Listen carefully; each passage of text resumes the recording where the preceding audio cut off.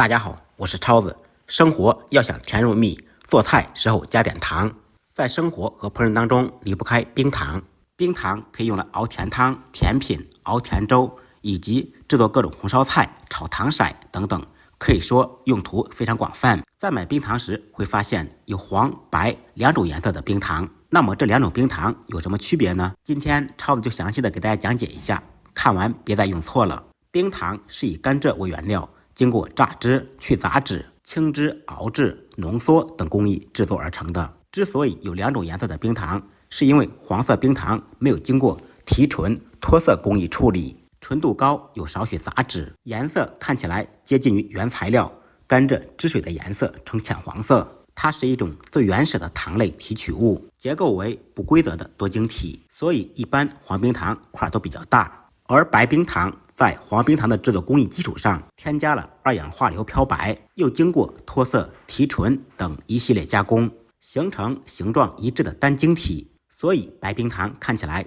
晶莹剔透，大小统一，杂质少。由于两者的加工工艺不同，营养和甜度也有一定的差别。黄冰糖没有过多的加工，保留了原汁原味，营养成分保留的也比较多，而甜度呢比白冰糖要稍微低一点。白冰糖纯度高，杂质少，外观整齐，用起来比较方便。甜度比黄冰糖稍微要高。在用途上，黄冰糖适合用来熬粥、熬滋补汤类，比如说银耳汤、雪梨汤，熬出来的汤菜味道清香，不甜腻，营养高。